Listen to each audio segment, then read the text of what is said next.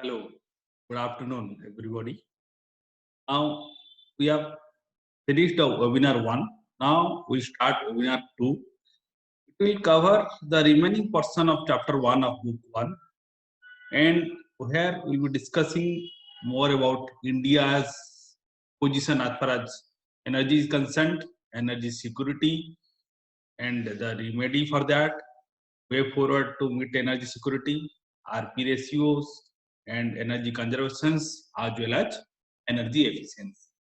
So we'll start our presentations and hope you all will like. So let us start our webinar 2 and chapter remaining portion of chapter 1 of book 1. Now if you see the Indian energy scenario, as everybody know, everybody knows that coal is the dominant positions as far as India is concerned. Coal is consumed more than 55% of total primary energy production.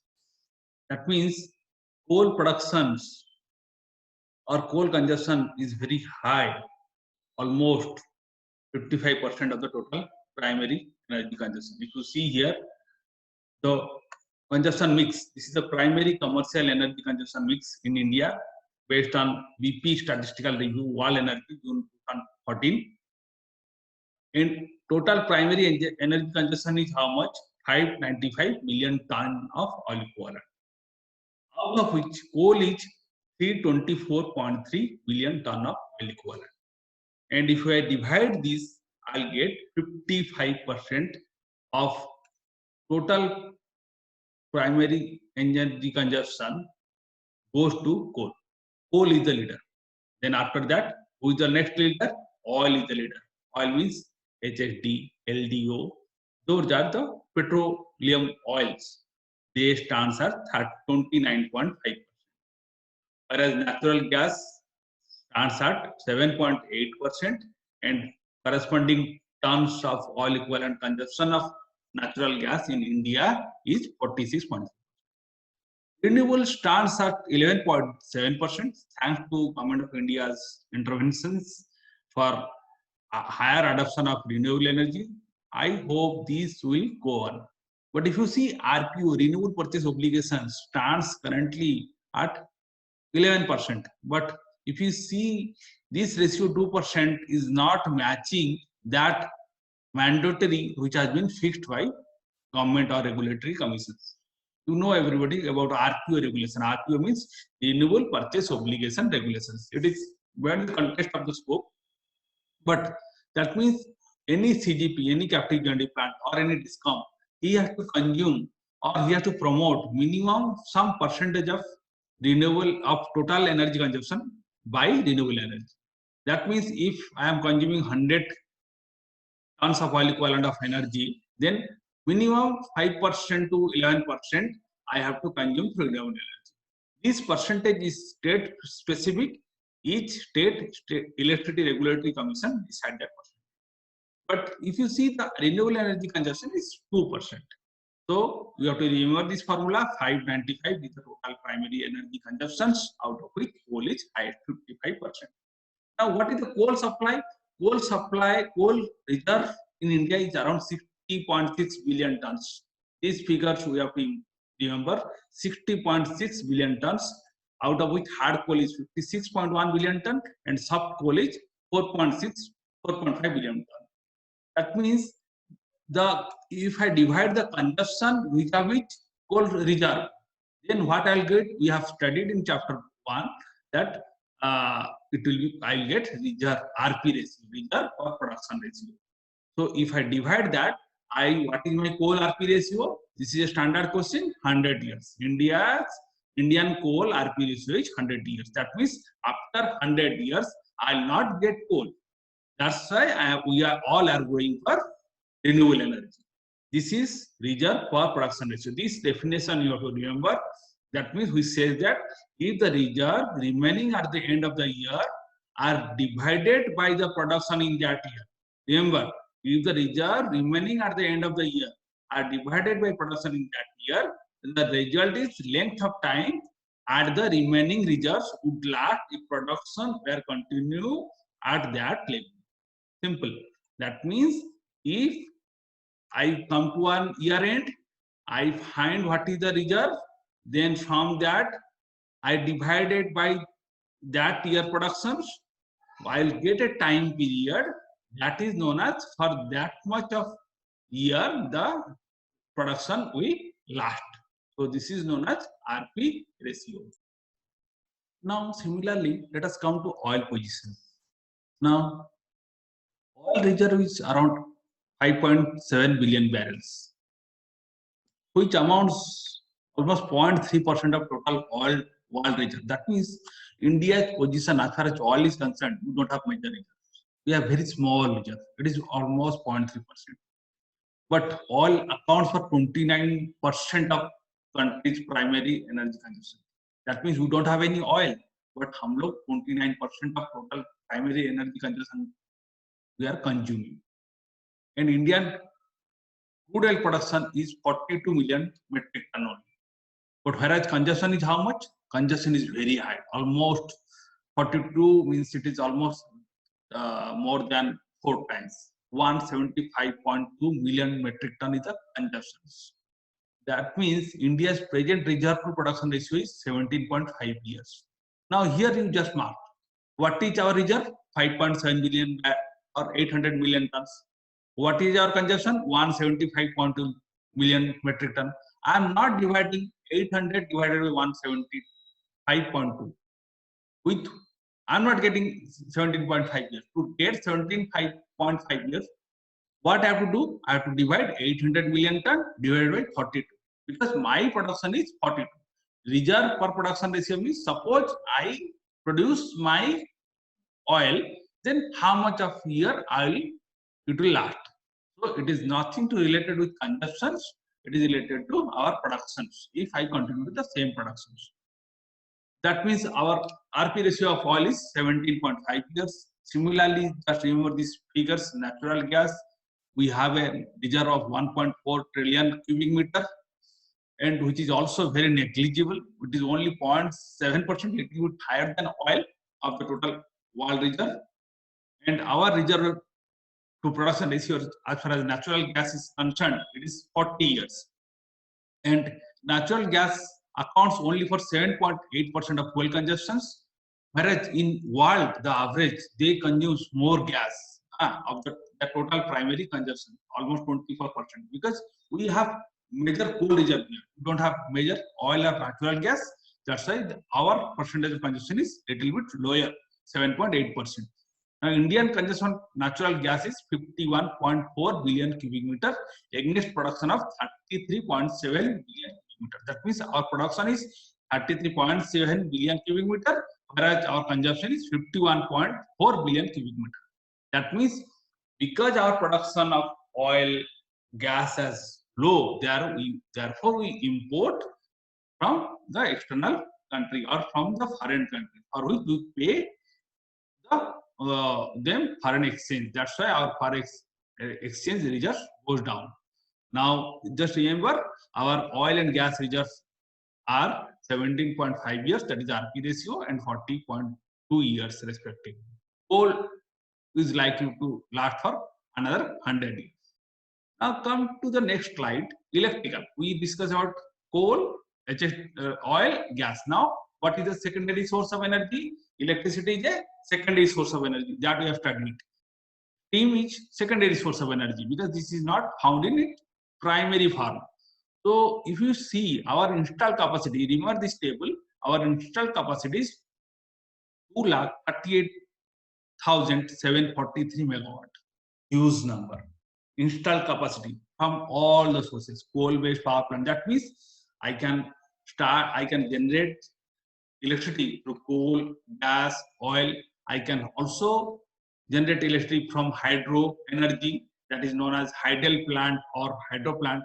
Remember, this reservoir-based plant, hydro plant, the large-scale hydro plant or hydel plant, they are not renewable.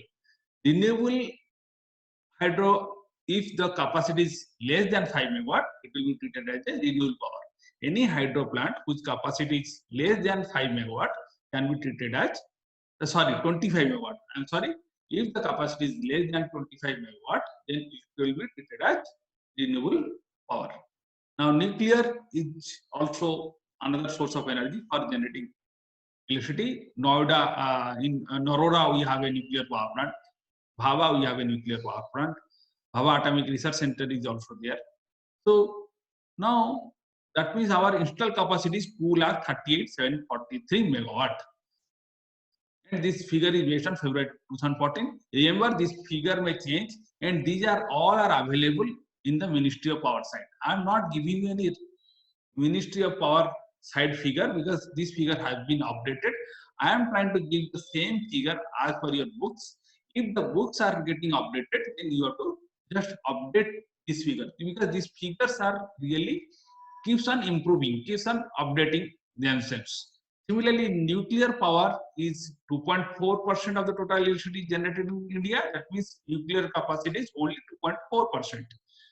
And hydro power plant is 84,000 megawatt, which is almost 17% of the total installed capacity. Now, if you see our hydro power plant capacity is day by day declining. That means it is diminishing because there are a lot of silt has been formed, a lot of soil has been, the reservoir capacity has gone down. Water is a major scarcity. You don't get enough water, and we don't have enough reservoir capacity. During rainy season, if the reservoir start overflowing and all the water goes to the sea. Therefore, water, and we have not invested major in hydro power plant because of rehabilitation issue. Once for a TEDI or some other bigger plant, it requires a lot of people to be displaced. And remember, hydropower plant, it also has some ecological difficulties because it affects the environment in a lot of way. Particularly when you construct a dam, you obstruct some river path flow. It goes. That's why it is also affect the environment and the ecological system there. Therefore, hydropower plant is getting declined. The capacity increase in hydropower plant is not large. Yes, nuclear we have a scope. Coal is not also has gone initially, but now coal is not coming up because reserve is not much. The RP is 100 years. We are now more focusing on renewable energy. Now let us come to the peak shortage and energy shortage. What do you mean by that? Now, if the installed capacity is 2,38,743 megawatt, that means as an electrical engineer or as a mechanical engineer, you know that there is a load factor. That means 100 megawatt is the normal standard load factor is 80%. That means 100 megawatt into 0.8 or 80% into number of hour in a year, which is 8760 into 1000. That much of energy I get. So even I have an energy shortage. That means India is not an energy surplus country because our population is huge, for which there is an energy shortage. Peak shortage is also 3.3%. That means in the evening when everybody close the light, that means there is a peak shortage. So we have to do certain kind of power cut. That means this 2,38,743 megawatt is not self-sufficient for our meeting our demand. So you just remember the figures. Energy shortage is 3.8% and peak shortage is 3.3%. Now let us come to this pie chart. This figure, when I put this number, particularly this number in a pie chart, then I get this type of a figure. This is known as pie chart. Now here I show sector-wise energy consumption. So which industries or which type of sector consumes more energy? Who are the consumer of energy? Tell me. Industry can consume energy. The transport sector for for diesel, for petrol. Transport sector also consumes energy. That means bus, car, your vehicle, your bike. Residential and commercial, where you stay. And commercial means the mall, the market complex. And there is some others energy and non-energy which also is there. Apart from that, agriculture. So these are basically the major sector who consumes energy. if you see, energy consumes very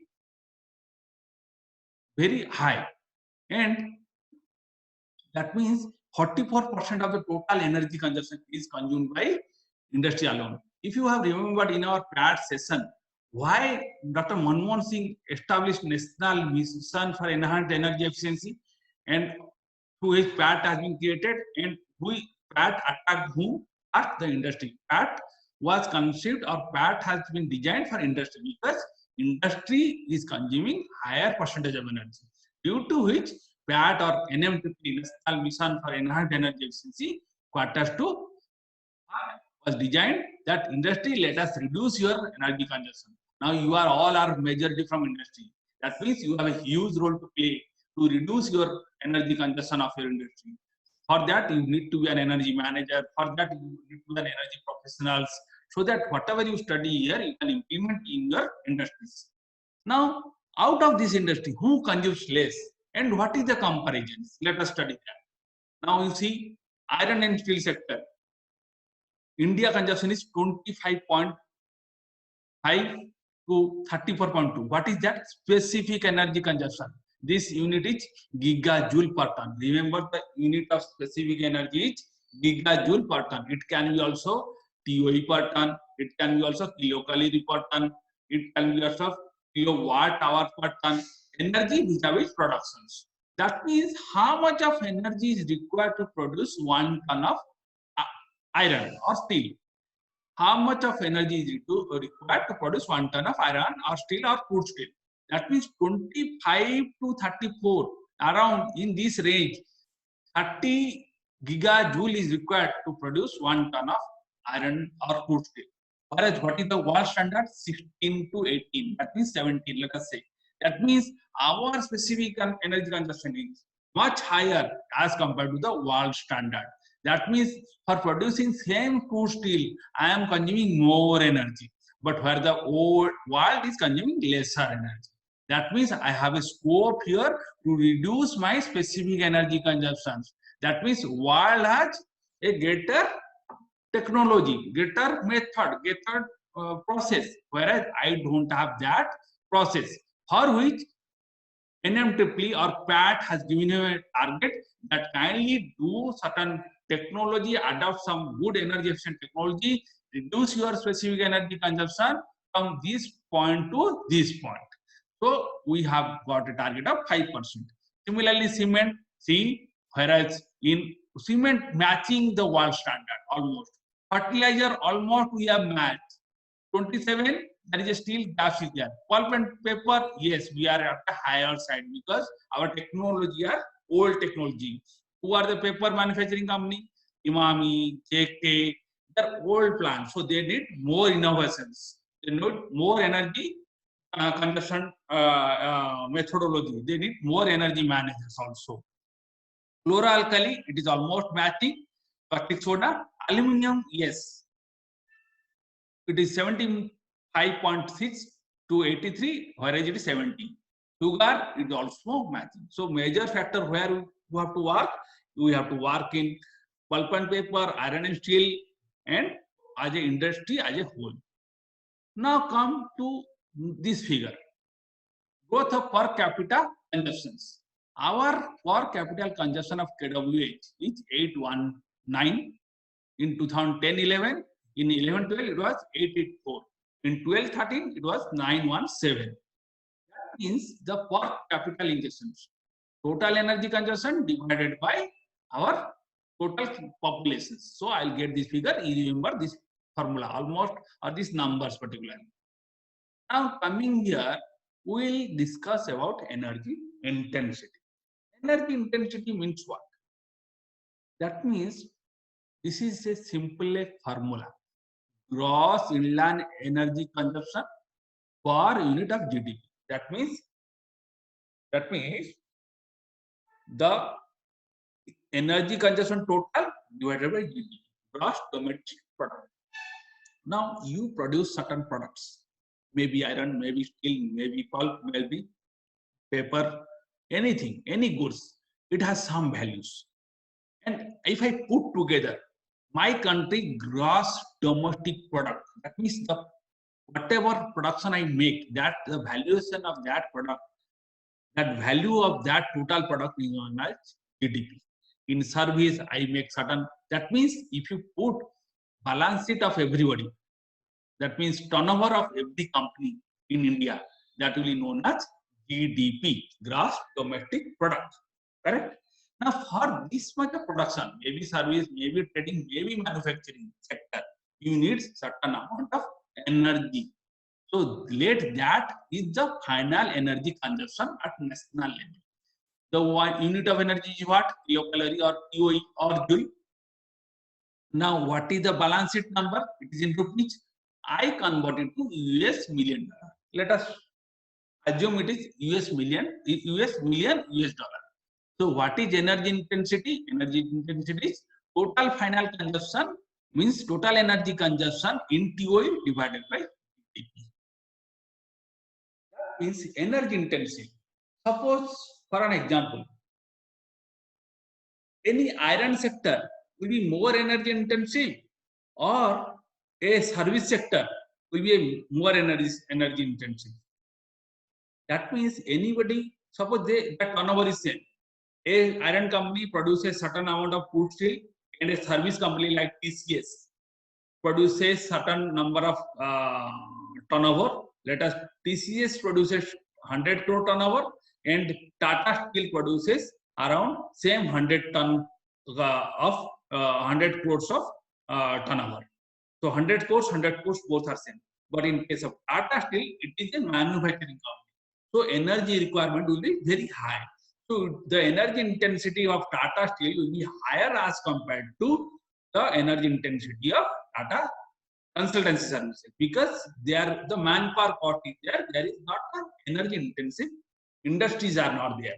Similarly, suppose a trading company, let us say Flipkart, where the turnover of Amazon, Flipkart will be very high. And let us compare the same turnover with similar kind of aluminum industries or a service industries. That means in trading company, the energy requirement is very low. So energy intensity of trading company will be the lowest. Whereas in a service company, energy intensity will be medium. But whereas in a manufacturing company, the energy intensity will be very highest. I hope it is clear. We have to remember this energy intensity, its formula. This is very important, and you have to really remember it. It is what you have to understand it, because chapter 1, unless you don't understand and remember the formula, it will be very difficult. The chapter 1 is really difficult, and you need to devote sufficient time to study it and remember it.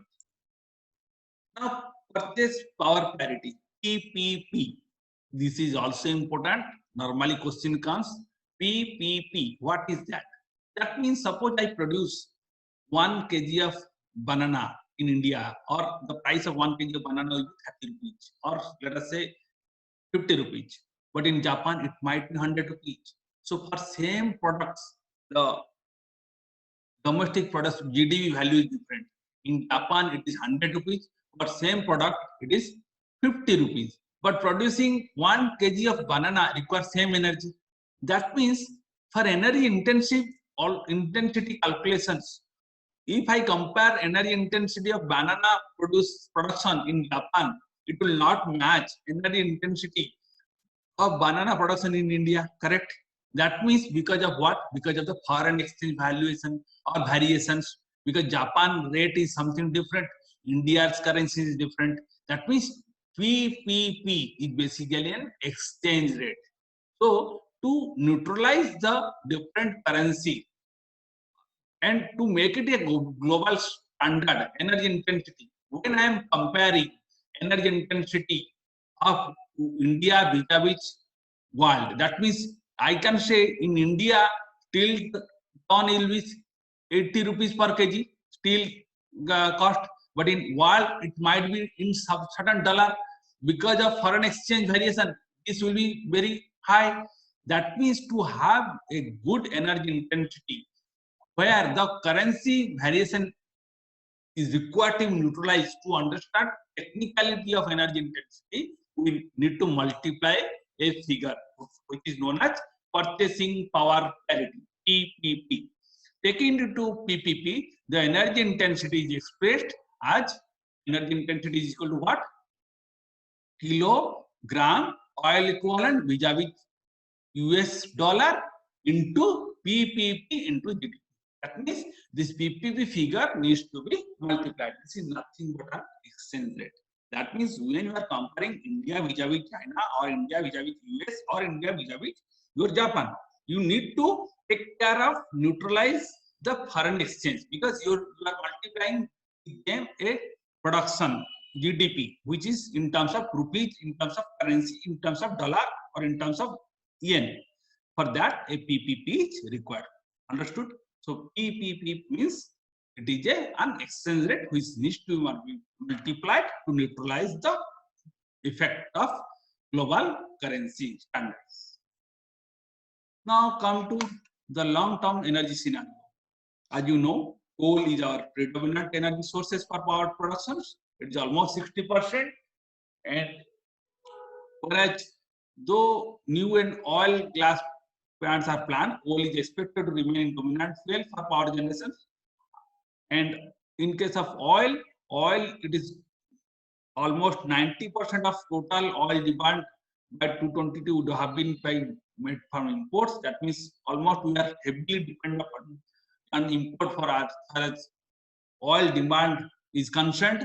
Therefore, Government of India wants that e-mobility FAME scheme in order to get rid of this import of oil, and we are also exploring possibility of oil production from different sources from nearby our eastern side, from nearby our offshore, and natural gas also we have delicensed it.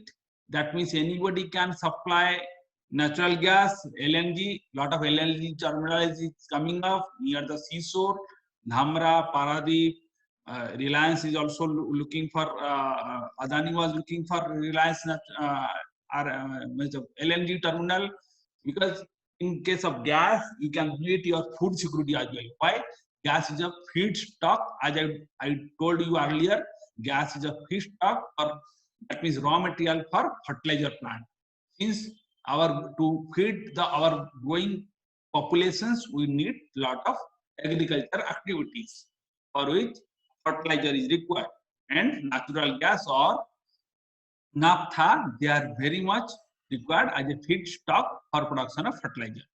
So oil, yes, we can go down, but natural gas, government has kept LNG under open general license OGL and permitted 100% FDI investment. This is important. Why LNG has been kept under open general license? Because I don't have LNG, we have to depend upon the outsider permitting my LNG requirement. If you see in this figure also, in this slide, Indian demands for petroleum products rose from 97.7 million ton in 2001-02 to around 175.2 million tons. That means oil demand has increased. But domestic crude oil production was 37 million metric ton in 13-14. So India is not self-sufficient, and in oil it is continuously declining as far as oil self-sufficiency is concerned. That means we produce less but consume more.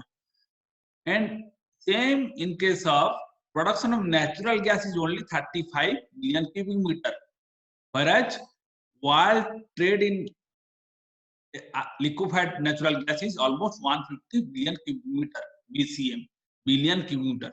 That means our trading, that means to meet future requirement of natural gas, our production is low. We have to depend upon external sources, but we are planning lot of pipeline from transferring the gas from one place to another. One is known as HBJ line, Hazira, Bijapur, Jagdishpur line, in which Tata Chemicals was there, in which lot of fertilizer plant were there, IPCO. Then this gas line was extended further to Paradip. It is in planning state. Then from Haldia to Kakinada, a gas pipeline was constructed by Reliance. So your petroleum and natural gas regulatory body decide this, and GAIL is the Gas Handling Agency or Gas Authority of India Limited, and who lay the transmission lines, means gas transmission line, and look after the commercial activities of gas transactions. Also, Reliance is in the same activities, and it also carries a lot of gas pipeline laying as well as selling of gas. KG Basin you might have heard.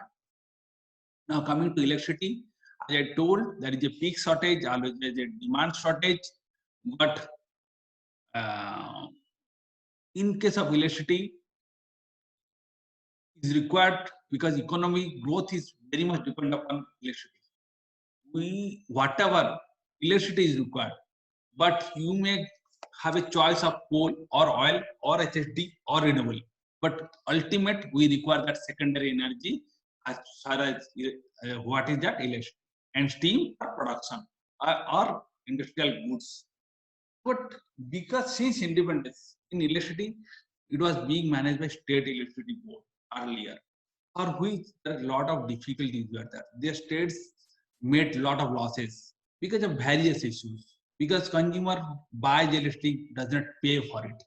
So, and the distribution company, one is what in electricity sector, when somebody generates a power, somebody buys coal, oil, HSD, and generates power. That is known as generating company. Then somebody transmits the energy from generating station to the end user. These are known as transmission company. Whereas the distribution company takes the energy from transmission company and supplies and take the money from the consumer.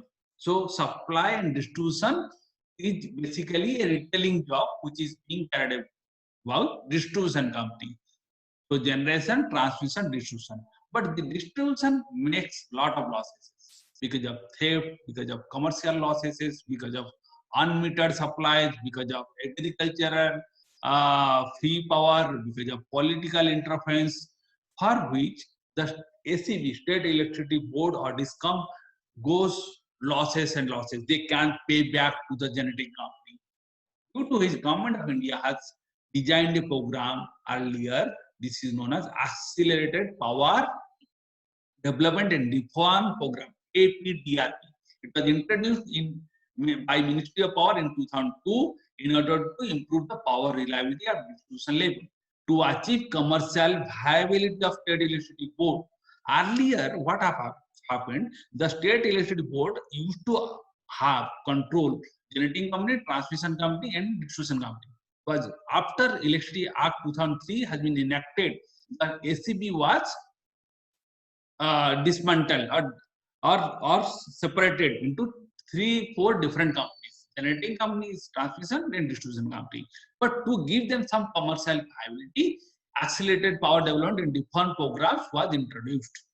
And the strategy was give them some technical support, give them some commercial support, financial support, IT intervention, so that they will be powerful in managing the consumer and they don't make losses and they make some profit out of it. And what is the profit? That means they have to reduce their specific energy consumption. As far as DISCOM is concerned, the specific energy consumption is considered as ATC loss. That means they have to reduce their aggregate technical and commercial loss. Aggregate technical and commercial loss. And also support has been given to them to improve the quality in supply of electricity, provide the reliability, and improve the revenue collection and customer satisfaction. So your electricity has to be affordable, reliable, accessible, available, and it has to be affordable. So 3A: accessible, available, and affordable. To provide that much of support, government has introduced APRDP program, Accelerated Power Development and Reform Program. After that, it was later restructured as RAPDRP. That means RAPDRP. Sorry, it is RAPDRP. Here some mistake is there. I'll correct it. That means this is restructured APDRP, which is focused on actual and demonstrable performance of in terms of loss reduction. So in your exam, you may get a question: what is APRDR? DRP? You have to write in that fashion. And when we study about more on electricity occupancy, we'll discuss those issues. Currently, if you see, IPDS is being considered. Deen Dayal Gramin Urja Yojana is being considered in terms of Rajiv Gandhi Vidyut Vitaran Yojana was considered, because these are programs in which Government of India gives support to the distribution company. So we have studied what is coal position, what is oil position, what is gas position, and what is electricity positions. And we also studied about PPP and energy intensity, and how what is the use of energy intensity. And we have also studied how industry is very much energy, highest energy consuming sectors, and how our iron and steel sectors SEC is not very high as compared to world standard. With this, I conclude today, and this is the end of chapter 1, second part. We'll have another session for completing chapter 1, part 3. So with this, we can conclude to all the chapter 1 in 3 sessions. But I request you have to read the books. I am just covering, I am trying to explain you the things, but so that you can easily understand it. But when you read books, you can really get a feeling. You underline the important points, memorize this chapter 1 particularly, and also make some detailed notes. With this, I conclude. Thank you.